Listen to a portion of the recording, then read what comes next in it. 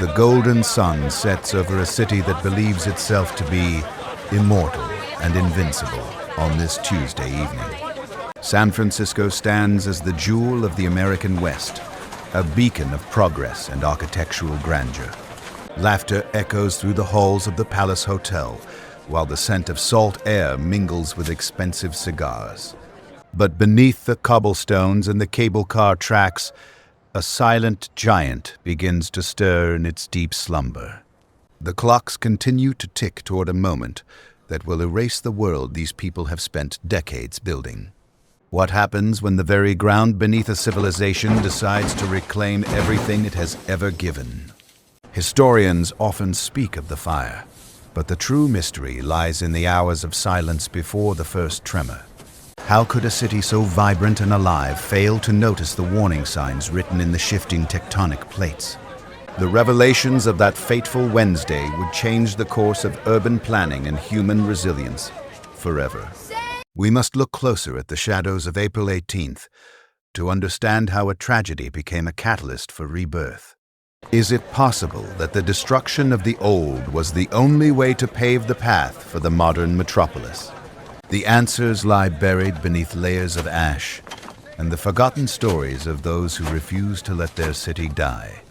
In 1906, San Francisco is the 9th largest city in the United States and the undisputed queen of the Pacific.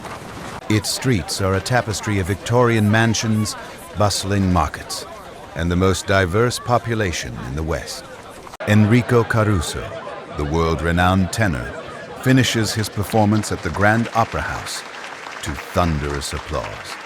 The city's economy thrives on the trade routes that connect the rugged American frontier with the distant Orient. Iron-framed buildings rise alongside wooden tenements, showcasing a blend of traditional craft and modern engineering. Cable cars climb the steep hills, their bells ringing a rhythmic soundtrack to the daily lives of thousands. The Barbary Coast is alive with music and revelry, oblivious to the geological forces gathering miles below. Market Street serves as the central nervous system, where businessmen and laborers cross paths in the morning fog. Families sleep soundly in the Mission District, dreaming of a future that seems as stable as the granite hills. The water system, though expansive, relies on a network of pipes that are vulnerable to the slightest shift. Gas lamps illuminate the corners of Union Square, casting long shadows over a city that never truly sleeps. City officials take pride in their new City Hall, a massive structure that symbolizes civic power and stability. The harbor is crowded with ships, carrying timber, gold, and the hopes of immigrants seeking a new beginning. Newspapers prepare their morning editions, unaware that their headlines will soon be written in smoke and ash. The air is unusually still as the first hint of dawn touches the horizon on this quiet Wednesday morning. A lone police officer walks his beat near the ferry building, nodding to the early workers arriving for their shifts. The smell of fresh sourdough bread wafts from the bakeries, a comforting scent that defines the city's soul. In the mansions of Nob Hill, the silver is polished, and the fine linens are laid out for the coming day's events. No one suspects that the San Andreas Fault has reached its breaking point after decades of silent, mounting tension. The pressure along the tectonic boundary is immense, a physical manifestation of the Earth's restless energy. At exactly 5:12 a.m., a low rumble vibrates through the foundations of every home, from the coast to the valley. The earth begins to heave like the deck of a ship caught in a violent storm, tossing residents from their beds. Chimneys collapse into the streets, and the grand facade of City Hall crumbles into a pile of white marble dust. The shaking lasts for 42 agonizing seconds, a duration that feels like an eternity to those trapped inside. Pavements buckle and split, creating deep fissures that swallow the tracks of the once proud cable car system. But the initial shock is only the beginning of a transformation that will redefine the American landscape. Panic sweeps through the dark hallways as neighbors call out to one another through the thick clouds of debris. Then, A terrifying silence descends over the ruins, broken only by the sound of distant, localized collapses. The air is thick with the smell of pulverized plaster and the metallic tang of broken gas and water lines. Survivors emerge into the gray dawn, their faces masked by dust and their eyes wide with the shock of the unknown. They look upon a world that has been rearranged in less than a minute, where landmarks have simply vanished. Communication is the first casualty, as the telegraph wires hang like tangled vines from their broken poles. The city's fire chief is mortally injured in his home, leaving the department without its most experienced leader. This loss of leadership will prove to be as devastating as the earthquake itself in the coming hours of crisis. The sun struggles to pierce through the rising dust, casting an eerie orange glow over the devastated landscape. But the true trial is only beginning, as the first wisps of smoke appear from the ruins of the wooden tenements. The earthquake has done its work, but the fire is about to claim the heart of the city in a 3-day siege. Every second counts as the small blazes begin to merge into a single, unstoppable wall of heat and destruction. Suddenly, the smell of gas fills the air as hundreds of underground lines rupture beneath the broken streets. Small plumes of smoke begin to rise from the ruins of the South of Market District, where wooden houses stood. A single spark in a damaged kitchen ignites what will become known as the infamous ham and eggs fire. Firefighters rush to their stations, only to find that the water mains have shattered under the intense pressure. The hydrants run dry, leaving the brave men with no choice but to watch as the small flames grow into monsters. While the sun rises, it is obscured by a black curtain of soot that spreads across the clear California sky. The fire department attempts to use dynamite to create fire breaks, but the explosions only spread the embers. The heat becomes so intense that it melts the glass in the windows and twists the steel of the skyscrapers. For 3 days, the city burns with a ferocity that defies all human efforts to contain the advancing Inferno. The Palace Hotel, a symbol of luxury, is consumed by the flames despite the desperate efforts of its staff. Refugees flee toward the docks and the hills, carrying only what they can hold in their trembling hands. Golden Gate Park becomes a vast tent city, providing a safe haven for those who have lost everything but hope. The military arrives to maintain order, their presence a stark reminder of the gravity of the unfolding crisis. Communication with the outside world is severed as telegraph lines fall and the railway tracks are destroyed. However, amidst the chaos, stories of incredible courage and civic duty begin to emerge from the smoke. Doctors work tirelessly in makeshift hospitals, treating the injured with limited supplies and great compassion. Meanwhile, the fire moves toward the affluent neighborhoods of Nob Hill, threatening the mansions of the elite. The wind shifts, driving the flames back toward the waterfront, where the last remnants of the docks are saved. As night falls, the horizon is a glowing ring of fire, illuminating the faces of thousands of homeless residents. They watch as their history is reduced to ash, yet a silent resolve begins to take root in their tired hearts. The roar of the flames is a constant, terrifying companion, drowning out the sounds of a city in deep mourning. Every block that falls is a chapter of the past that will never be read again by the generations to come. The fire creates its own weather system, with winds that whip the embers into a frenzy of renewed destruction. By the second day, the heat is felt miles away, a grim signal to the neighboring towns of the city's plight. Efforts to save the mint and the post office become legendary, as citizens fight to preserve the civic soul. Water is pumped from the bay in a desperate attempt to slow the march of the fire toward the western districts. But the lack of a centralized command and the failure of technology make every victory a fleeting moment.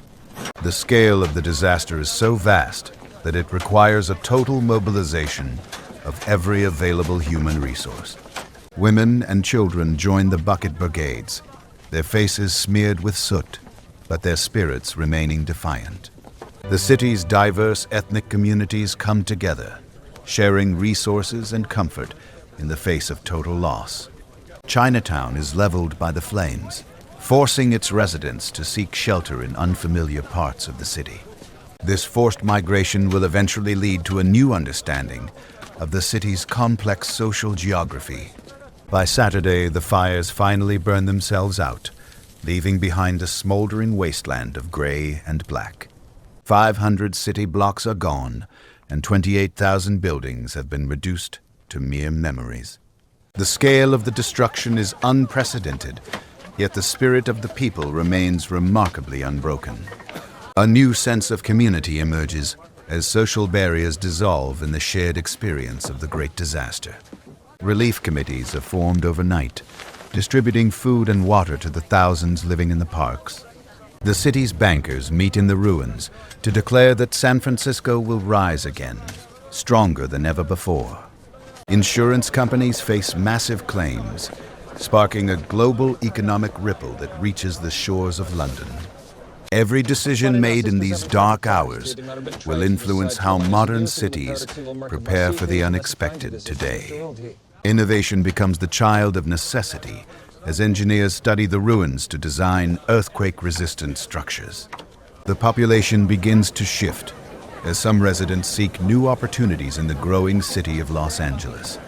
But for those who stay, the task of rebuilding is not just a necessity. It is a sacred duty to the future. The ruins are cleared with a speed that surprises the world as the sounds of hammers replace the roar of fire. Temporary shacks are built in the parks, providing a humble but stable foundation for the long recovery ahead. These relief cottages become symbols of the city's resilience, standing as a testament to human endurance. The City Beautiful movement gains momentum as planners envision a more organized and resilient urban core. Building codes are rewritten with a focus on fire safety and the integrity of the essential water systems. A new network of underground cisterns is constructed to ensure that the hydrants will never run dry again. Seismology is born as a modern science, as researchers use the San Andreas Fault to understand the Earth.